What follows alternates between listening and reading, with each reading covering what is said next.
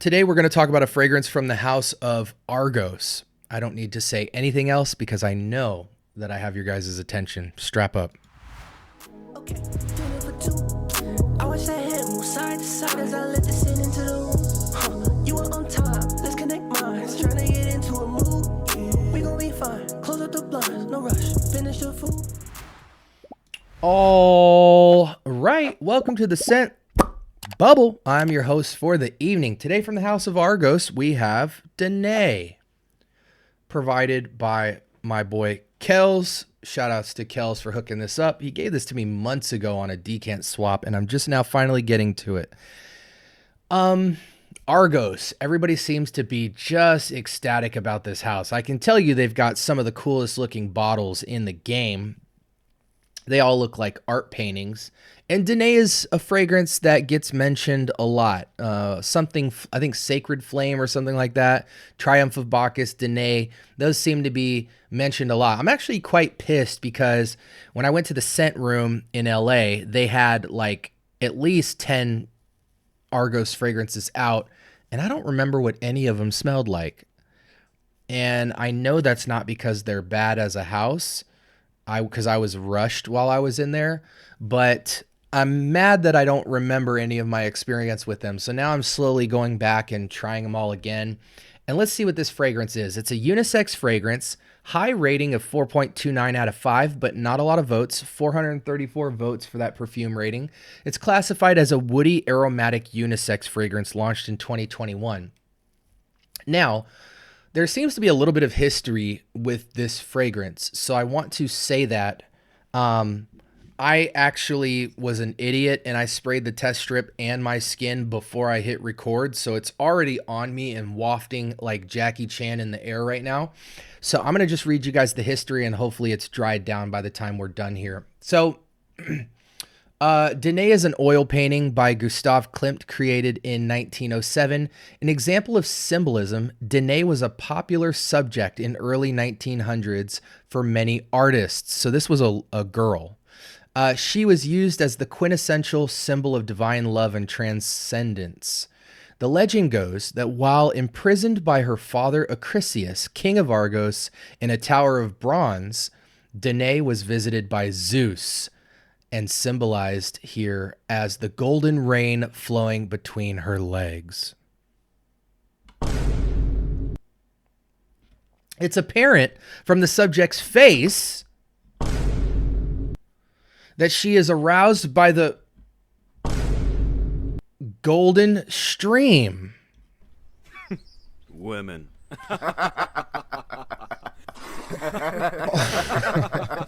All right, we're done here. In this work, she is curled in a royal purple veil, which refers to her imperial lineage. Sometime after the celestial visitation, she gave birth to a son, Perseus, who is cited later in Greek mythology for slaying the Gorgon Medusa and rescuing Andromeda. This is a sensual and divine fragrance, I'd say so myself.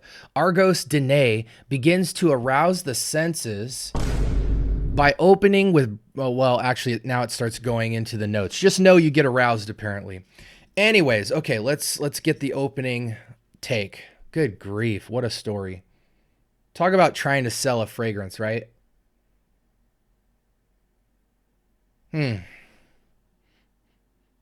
This smells very much like red tobacco intense, but here's the major difference. The major difference with Danae, which I actually appreciate, but I don't like this fragrance, but I know a lot of people will like this fragrance. It's just not my tea. And here's why I really appreciate this profile. In red tobacco, it's very linear. You get kind of these two concepts rolling together, this redness, this tobacco, and that's quite it. And the quality is really what really makes me annoyed with it. I think they could have stepped up the raw material game much more to deliver that profile, because Prada Luna Rosa Le Parfum, red tobacco, fragrances like these, there are a lot of women who actually love them on a man, but I just find it to be so harsh and uninviting. The brashness is not tasteful brashness. What they did here is there's an underbelly of woods and patchoulis and aromatics that, even though I feel the redness of this fragrance is very bombastically red and even synthetic, there is some sort of nuts to this fragrance because it has this what feels like a earthy patchouli woods combo. It is lopsided to me, like it feels very 70-30, like 70 red, 30 patchouli, but it is there. So it's definitely in that sense a more interesting fragrance to me than a red tobacco intense and even a Prada Luna Rosa Le Parfum, even though I believe that's to be the better fragrance. Let's go ahead and switch real quick. I do want to fact check myself to see if I'm smelling the right stuff. Bergamot and Sicilian Lemon up top. And to be honest, I really don't get that at all. Because the bergamot and lemon, bergamot is just lifting the fragrance. I really don't smell it. The Sicilian lemon seems so red berry coated out. Yeah, it just has this redness to this, like almost this slight, like a lacquered wood or like this resin wood kind of feel to it. I think it's this cashmere. I don't know if cashmere and lemon are the greatest pairing. The Guaiac Wood, the cedar, but this Mysore Sandalwood seems to be, or maybe this and the Cistus Incanus seem to be, these are the three notes in this fragrance, and even my nose is starting to kind of react a bit to this fragrance. Kind of getting a little bit of pain in my nose smelling this so much. My question is really about these two and possibly the cashmere, because I know cashmere can come off quite intense. I feel like whatever's going on in these three is kind of giving this synthetic red tint on the lemon to the point where I don't even smell lemon, to be honest with you. I feel like this is a bottom heavy fragrance, extremely woody, but the redness is very just over top of it. I do get the patchouli. I do wish the musk and patchouli just was driven up another 10-20%, because then I feel like it would really balance this scent out to not feel like one of Mancera's bad synthetic works. You know, it's not often that Mancera does that, but Mancera does have some fragrances that just smell so McDonald's and lackluster in terms of the quality that it aligns with kind of the vibe that I'm getting from this. Again, don't listen to me. You know, 4.29 is nothing to scoff at, but it is only 434 votes. And this fragrance is quite affordable. 165, right? So it's not the most expensive fragrance in the world. It's like mid-tier. You get an incredible bottle. I mean, just a work of art to have on your shelf. I am going to do kind of once I've finished the entire line of Argos, I am going to kind of go into a hypothesis that I'm curious about, which is, do people buy Argos because of the artwork more than the juice?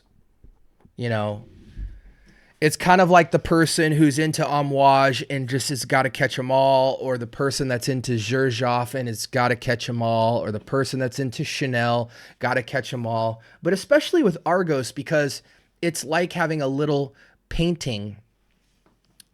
You know, if the fragrance is good, but not amazing, you might still want it because of the price point, I imagine.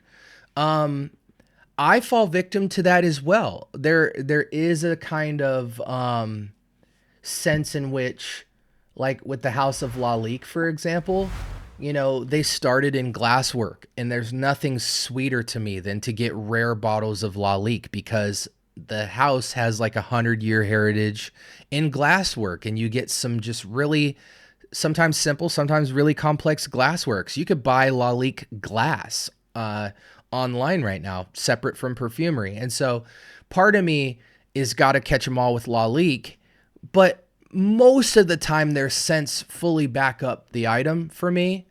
So I can understand the sentiment of the appreciation for art with an Argos bottle, and even things like Electimus, just stunning bottles, Boadicea, stunning bottles. And so they look amazing.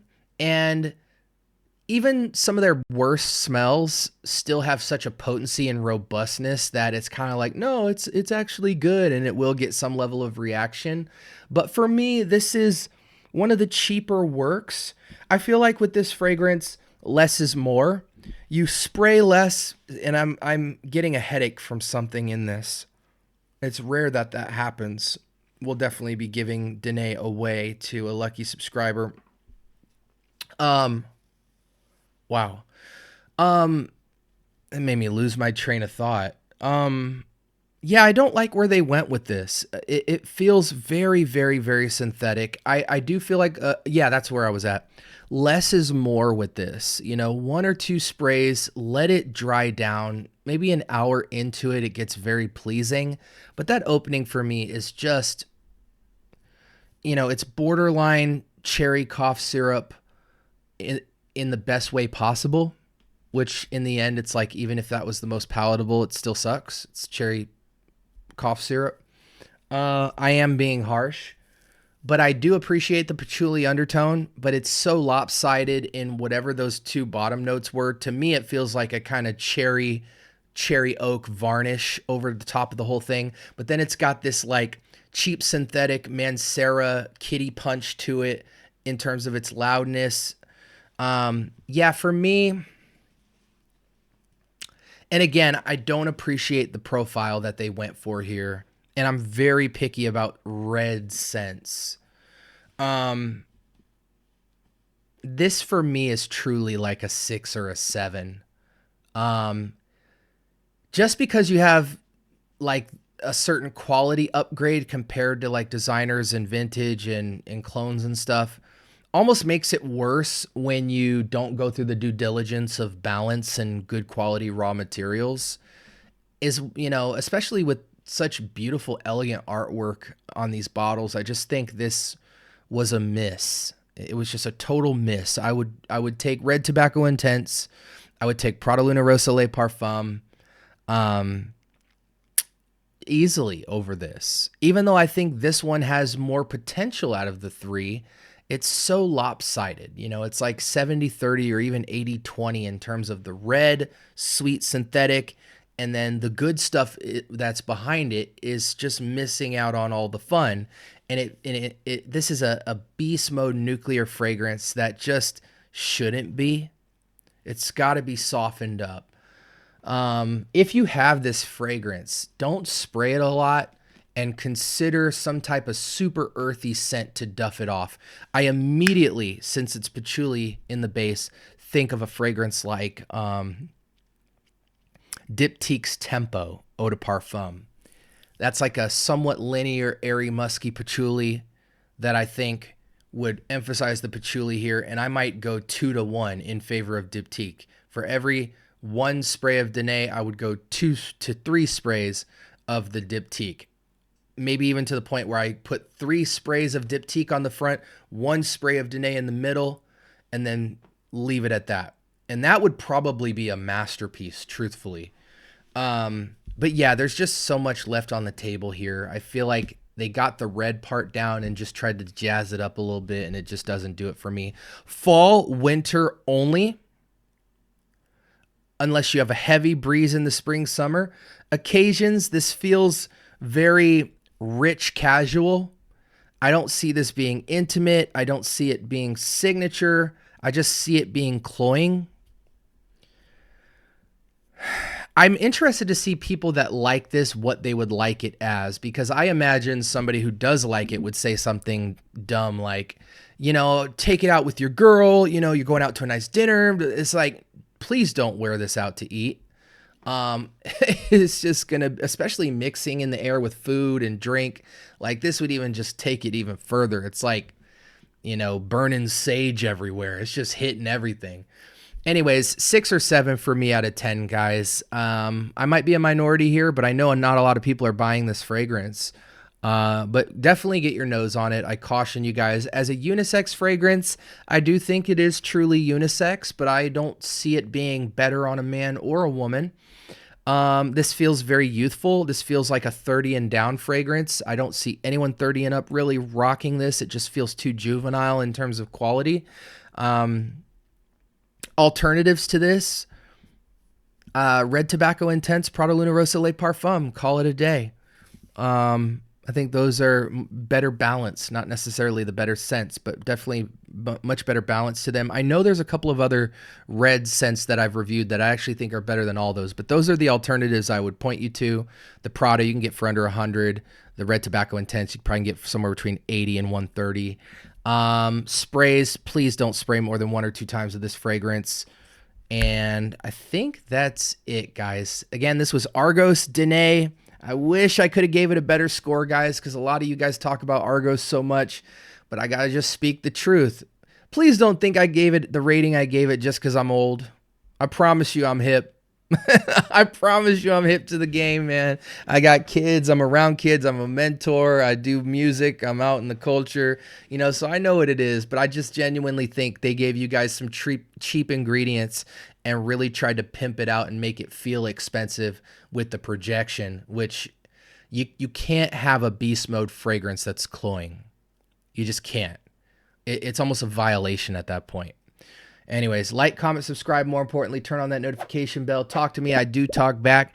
I gotta go, but definitely check out the video on the left and right hand side of the screen. I had the algorithm. I talked to the people over in the algorithm department and said, hey, check out what that person's been searching for and give them some more content for my channel that they might be interested in. So left and right hand side, I got to get out of here.